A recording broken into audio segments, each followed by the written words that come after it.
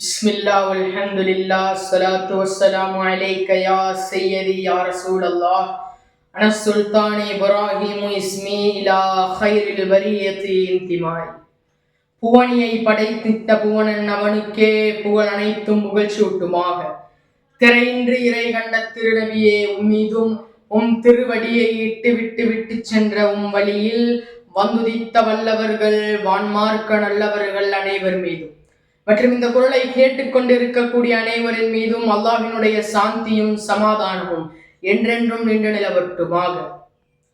எனது துஆ செய்தவனாக எனது உரையை ஆரம்பம் செய்கிறேன். நான் உங்கள் முன் பேச வந்துள்ள தலைப்பு ரசூலுல்லாஹி ஸல்லல்லாஹு அலைஹி வஸல்லம் அவர்கள் அனைத்து படைப்புகளை விடவும் மேலானவர்கள். சையதுனா முஹம்மதுர் ரசூலுல்லாஹி ஸல்லல்லாஹு அலைஹி வஸல்லம் அவர்கள் அனைத்து படைப்புகளை விடவும் மேலானவர்கள். இதை எப்படி என்று நீங்கள் கேட்கலாம். அனைத்து படைப்புகளையும் படைப்பதற்கு காரணம் முஹம்மது முஸ்தபா ரசூலுல்லாஹி ஸல்லல்லாஹு அலைஹி வஸல்லம் அவர்கள்தான். இவ்வளவு ஒரு அழகான உலகத்தை, இந்த உலகத்தை வெறும் ஒற்றை நபருக்காக அல்லாஹ் படைத்திருக்கிறான் என்றால் அவர் எவ்வளவு சிறந்த நபராக இருப்பார் என்று நாம் சிந்தித்து பார்க்க வேண்டும். இது உண்மைதான், அவர்கள் சிறந்த நபர் தான்.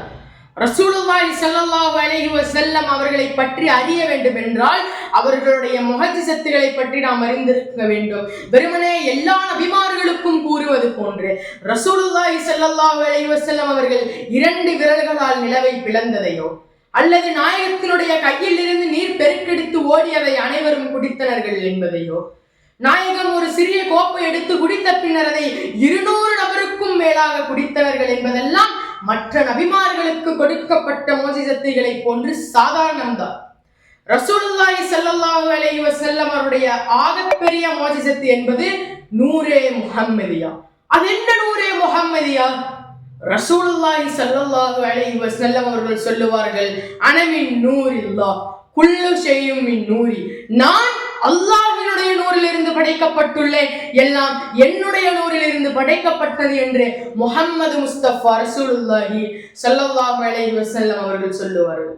படைப்புகளில் நாம் விளங்க வேண்டிய ஒரு விஷயம் இருக்கிறது. இந்த ஒரு விஷயம் தெரிந்தால் போதும், நாம் ரசூலுல்லாஹ்வினுடைய சிறப்பை அறிந்து கொள்ளலாம். ஆதம் நபி அலைஹிஸ்ஸலாத்து வஸ்ஸலாம் அவர்கள் அல்ல முதல் படைப்பு. அவர்கள் மனிதர்களில் முதலாக படைக்கப்பட்டவர்கள், அவ்வளவுதான். மனிதர்களில் முதலாக படைக்கப்பட்டது ஆதம் நபி அலைஹிஸ்ஸலாத்து வஸ்ஸலாம் அவர்கள், அவ்வளவுதான். படைப்புகளில் ஆக சிறந்த படைப்பாக, முதல் படைப்பாக படைக்கப்பட்டது அஷ்ரஃபுல் ஹல்க் முஹம்மது ரசூலுல்லாஹி ஸல்லல்லாஹு அலைஹி வஸல்லம் அவர்கள் தான் என்று நாம் விளங்கியாக வேண்டும். எல்லா நபருக்கும் வரலாறு என்று ஒன்று இருக்கிறது.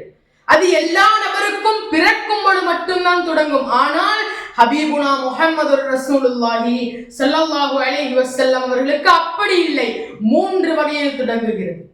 முதலாக நாம் எல்லா நபருக்கும் தொடங்குவது போன்று பிறப்பிலிருந்து தொடங்குவது அது தனி. எல்லா நபிமார்களுக்கும் ஒரு வேலை உண்டு. நான் 2வது கட்டத்தை பற்றி பேசுகிறேன். எல்லா நபிமார்களுக்கும் ஒரு வேலை உண்டு. லா இலாஹ இல்லல்லாஹ், வணக்கத்துக்குரியவன் அல்லாஹ்வே, அவனை தவிர வேற யாரும் இல்லை என்று சொல்ல வேண்டும். அதோடு சேர்த்து அன நபியுல்லாஹ், அன ரசூலுல்லாஹ், நான் அல்லாஹ்வுடைய தூதர் என்று சொல்ல வேண்டும். ஆதம் நபி அலைஹிஸ்ஸலாத்து வஸ்ஸலாம் அவர்களாக இருந்தால் அன நபியுல்லாஹ், நூஹ் நபியாக இருந்தால் அன ரசூலுல்லாஹ் என்று சொல்ல வேண்டும். இப்ராஹிம் நபி அலைஹிஸ்ஸலாத்து வஸ்ஸலாம் அவர்களாக இருந்தால் அன ரசூலுல்லாஹ், இப்ராஹிம் ரசூலுல்லாஹ் என்று சொல்ல வேண்டும். இது எல்லாம் போக எல்லா நபிமார்களுக்கும் ஒரு வேலை உண்டு. ஷஃபியூனா முஹம்மது ரசூலுல்லாஹி ஸல்லல்லாஹு அலைஹி வஸல்லம் என்கிற ஒரு தூதர் வருவார். அவர் காலகட்டத்தில் நீங்கள் வாழ்ந்தால் அவரை பற்றி பிடித்துக் கொள்ளுங்கள் என்று சொல்ல வேண்டும். இதை ஈசா நபி அலைஹிஸ்ஸலாத்து வஸ்ஸலாம் அவர்கள் சொல்லி இருந்தால் ஏற்றுக்கொள்ளலாம். ஏனென்றால் ஈசா நபி அலைஹிஸ்ஸலாத்து வஸ்ஸலாம் அவர்களுக்கு பிறகுதான் நம்முடைய நாயகம் வந்தார்கள். அவர்கள் சொல்லி இருந்தால் ஏற்றுக்கொள்ளலாம். இதை ஆதம் நபி அலைஹிஸ்ஸலாத்து வஸ்ஸலாம் அவர்கள் சொல்லுவதற்கு என்ன தேவை இருக்கிறது? ஆதம் நபி சொல்ல வேண்டும் என்றால் எனக்கு பின்னர் நூஹ் என்கிற நபி வருவார், அப்படித்தானே சொல்ல வேண்டும். நூஹ் நபி சொல்ல வேண்டும் என்றால் எனக்கு பின்னர் இப்ராஹிம் என்கிற ஒரு ஆகப்பெரிய நபி வருவார், அப்படித்தானே சொல்ல வேண்டும். ஏன் எல்லா நபிமார்களும் ஹபீபுனா முஹம்மது ரசூலுல்லாஹி ஸல்லல்லாஹு அலைஹி வஸல்லம் அவர்களை சொல்ல வேண்டும். ஆக நாயகத்தினுடைய 2வது வரலாறு ஆதம் நபியினுடைய ஏகத்துவ பிரச்சாரத்தில் இருந்து தொடங்குகிறது. 3வது ஒரு வரலாறு இருக்கிறது. ஆனால் இதற்குத்தான் முதலிடம்.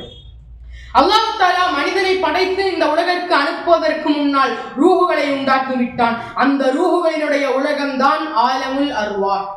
அங்கு கியாமத்து நாள் வரை வரக்கூடிய எல்லா உயிர்களும் அங்கு இருக்கும். ஆதம் நபி அலைஹிஸ்ஸலாத்து வஸ்ஸலாம் அவர்கள் தொடங்கி அனைவரும் அங்கு இருப்பார்கள். அப்பொழுது நபிமார்களுடைய ரூஹெல்லாம் ஆக பிரகாசமாக ஒளிந்து கொண்டிருந்தது. அப்பொழுது அதைவிட பிரகாசமாக ஒரு ஒளி ஒளிர்ந்து கொண்டிருந்தது. அப்பொழுது எல்லா நபிமார்களும் வினவினார்கள், இது எந்த பிரகாசம், இந்த பிரகாசம் யார் என்று வினவிய போது ஷஃபியூனா முஹம்மதுர் ரசூலுல்லாஹி ஸல்லல்லாஹு அலைஹி வஸல்லம் அவர்கள்தான் என்பதாக பதில் வந்தது. இதை நான் ஒரு சிறிய கவிதை நயத்தில் கூறுகிறேன். அகமும் புறமும் எல்லாம் அடிமைக்கு தான் உண்டு, ஆற்றல் உடையவனோ அன்பும் கருணையும் கொண்டு ஆக்கிய அர்வாகில் உலகத்திலேயே ஒன்று இருள் போக்கிய ஒளியைக்கால் ஒளிர்கிறதே நின்று மிளிரும் அவ்வொளியை யாரென்றே வினவிய வினாவின் விடை முஹம்மது நபியானதுவே. நூரே முஹம்மதியா பிரகாசம். அந்த நூரே முஹம்மதியா பிரகாசம் ஆலமுல் அர்வாஹில் பிரகாசமாக மின்னிக் கொண்டிருந்த பொழுது அல்லாஹ் தஆலா அந்த பிரகாசத்தை ஆதம் நபியினுடைய நெற்றித்தளத்தில் வைத்தான். நெற்றித்தளத்தில் வைத்து எல்லா மலக்குமார்களையும் சுஜூது செய்ய சொன்னான். நாம் விளங்க வேண்டும் அந்த சுஜூதினுடைய ஷிர்ரை.